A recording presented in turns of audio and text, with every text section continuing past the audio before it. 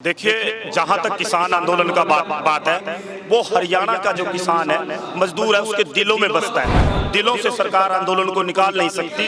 आंदोलन को कुछ समय के लिए सरकार अपने प्रयासों से जोर जुल्म और जबरदस्ती से दबा सकती है। हरियाणा में ट्रैक्टर को सड़क के ऊपर चढ़ाने से इन्होंने रोकने का काम किया। झंडा लेकर अगर आप ट्रैक्टर को लेकर सड़क पर आओगे तो पुलिस उसके ऊपर मुकदमा दर्ज करने की धमकी देती थी। पेट्रोल पंप पे ट्रैक्टर में तेल डालने से रोकती थी। युवाओं को धमकी देते थे कि तुम्हारा पासपोर्ट रद्द कर देंगे। और किसान जो नेता थे उनके ऊपर FIR दर्ज करके हरियाणा में आने से उनको रोकते थे। और रोकते केवल हरियाणा में आने से नहीं थे, घरों पर दबिश देते थे।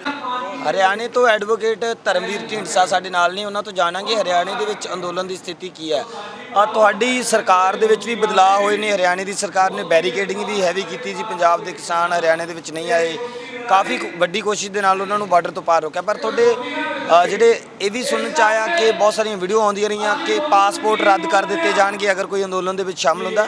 ਪਰ ਇਹਨਾਂ ਸਾਰੀਆਂ ਚੀਜ਼ਾਂ ਦੇ ਬਾਅਦ ਤੁਹਾਡੇ ਇੱਥੇ ਸਥਿਤੀ ਕੀ ਹੈ ਅੰਦੋਲਨ ਦੀ? देखिए, जहाँ तक किसान आंदोलन का बात है, वो हरियाणा का जो किसान है, मजदूर है, उसके दिलों में बसता है। दिलों से सरकार आंदोलन को निकाल नहीं सकती।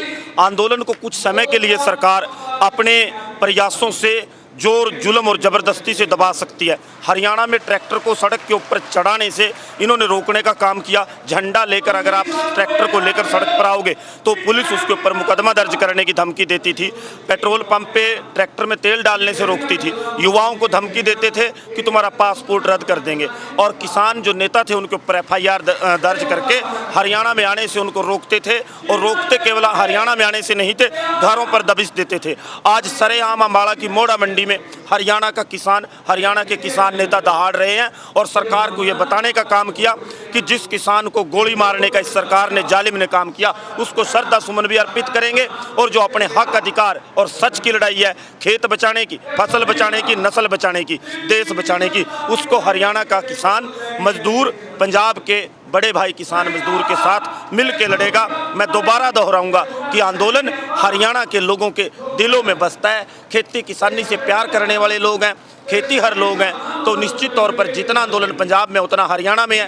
ये बात अलग है कि सरकारें कुछ समय के लिए जोर जुल्म ज़बरदस्ती से, पुलिस के पैरे से, बंदूकों के पैरे से आंदोलन को कमज़ोर कर सकती हैं, लेकिन दबा नहीं सकती। एक चिंगारी जो हरियाणा में आंदोलन किया है, बड़े 16 के रूप लेगी और ले चुकी है। आज मोड़ा मंडी ने उसका सबूत दिया।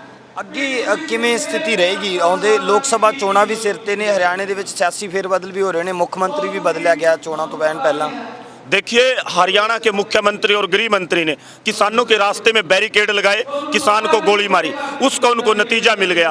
जो बड़ा घमंड करते थे, बार बार किसी को इस बात की सुगबुगाहट तक नहीं थी, अंदेशा और अंदाजा नहीं था कि इनकी कुर्सी चली जाएगी। इनकी कुर्सी चली गई, लेकिन कुर्सी जाने से परिवर्तन नहीं हुआ, हालात नहीं बदले। हालात अभी और बदलने हैं। किसान मजदूर का प्रदेश हरियाणा है। यहाँ का इतिहास है, जिसने किसान के ऊपर डंडा भी हरियाणा में अगर उठाने का काम किया, दोबारा उसको हरियाणा की कुर्सी नहीं मिली। और हरियाणा के लोग अपना इतिहास बदलेंगे नहीं।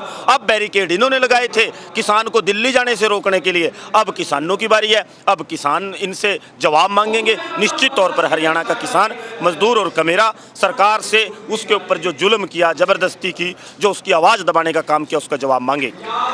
उनका कुछ विश्लेषक कहते हैं कि OBC फेस CM बना दिया। और अब ਜਿਹੜਾ ਹਰਿਆਣੇ ਦੇ ਵਿੱਚ OBC ਪੱਤਾ ਉਹਨਾਂ ਦੇ ਵੱਲੋਂ ਜੋ ਖੇਡਿਆ ਗਿਆ ਜਾਂ ਕੁਝ ਇਸ ਤਰੀਕੇ ਦਾ ਲੋਕ ਕਹਿ ਰਹੇ ਨੇ, ਇਹਦੇ ਨਾਲ BJP ਨੂੰ ਫਾਇਦਾ ਮਿਲੇਗਾ। ਉਹਨਾਂ ਨੇ ਡਿਵਾਈਡ ਕਰ ਦਿੱਤੀ ਹੈ ਪੋਲਿਟਿਕਸ, ਜਾਟ ਵਰਸਸ ਜਿਹੜੀ ਨॉन जाट। देखिए, जो किसान है वो हर एक जात का है, हर एक मजहब का है। सरकारें कुछ लाभ लेने के लिए, चुनाव में वोट का फायदा उठाने के लिए कोशिश करती हैं किसानों को धर्म, जाति, मजहब के नाम पर बांटने का। लेकिन ये आंदोलन है क्या? ये आंदोलन किसानों को एक छात्री, एक अम्ब्रेला के नीचे लेकर आने का है, एकजुट करने का है। किसान की समस्याएं, चाहे वो OBC का हो, चाहे वो मुस्लिम धर्म का हो, सिख धर्म का हो, हिंदू हो, जाट हो, नॉन जाट हो, उसकी समस्याएं साझी हैं। कर्जे का बोझ सब किसानों के ऊपर है। फसल बेचने की समस्या सब किसानों को है। गरीबी और अधिकार की बात हर एक किसान की है। सरकार षड्यंत्र रच सकती है, रणनीति अपना सकती है, लेकिन जब मामला किसान का आएगा, धर्म, जाति, मजहब के नाम पे बांटने की हर एक रणनीति, हर एक सरकार का फैसला उसको उल्टा पड़ेगा। हम तो ये कहते हैं कि परमात्मा ईश्वर अल्लाह वाहिगुरु इनको सद्बुद्धि दे और ये किसानों की बात सुन लें, उनके ऊपर जुल्म जोर ज़बरदस्ती करना बंद कर दें और जो पहले किया है उसकी माफ़ी मांग लें अगर इनको सद्बुद्धि दे, नहीं तो खामियाजा तो भुगतना पड़ेगा। हरियाणा का इतिहास रहा है जिसने कि इन्होंने तो किसान के ऊपर गोली चलाई है। यहाँ तो किसान के साथ ऊंची आवाज़ में बात करने वाले और डंडा मारने वालों को दोबारा सत्ता हरियाणा की मिली नहीं। और क्या विधानसभा चुनाव भी साथ में ही है, कुछ समय ही उसमें बाकी है। लोकसभा चुनाव के बाद क्या बीजेपी बनेगी, विधानसभा में फिर जाएगी? इस स्थिति में आप कह रहे हो कि उनको सत्ता नहीं दोबारा मिलेगी, वो कह रहे हैं कि हम 400 पार जाएंगे। देखिए, जहाँ तक 400 पार का सवाल है वो लोगों की मानसिकता से खेलता है। साइकोलॉजिकल मनोवैज्ञानिक एक तरह से इन लोगों के ऊपर प्रेशर बनाते हैं। हरियाणा में क्या कहते थे 75 पार, परिणाम क्या आया 40 सीटों का। तो भाई ये सिर्फ और सिर्फ लोगों के अंदर साइकोलॉजिकल दबाव बनाने का एक तरीका है 400 पार। आपको मैं एक बात बताऊं, आज सरकार 303 सीटों पे गठबंधन है, 31 सीटें घटाने की जरूरत है। पूरे विपक्ष को अगर आप राजनीतिक बात करें, ये राजनीतिक मंच तो नहीं है लेकिन फिर भी आपने बात की, मैं कहूँ जरूरत क्या है आज भारत में बीजेपी की सरकार रोकने के लिए 303 में से 31 सीटें घटा दो। आप केवल विपक्ष को 31 सीटों पे सरकार को हराना है। सरकार नहीं बनेगी, 400 पार का सवाल ही नहीं है। आप सब देखते हैं 2014 और 19 से बदतर आज हालात हैं, सरकार को लाले पड़े हैं। कैसे हालात हैं कि जबरदस्ती विपक्ष के लोगों को डराकर धमकाकर, ईडी का डर दिखाकर, सीबीआई का डर दिखाकर पार्टी में शामिल करते हैं, फिर उनकी जेब में टिकट डाल देते हैं।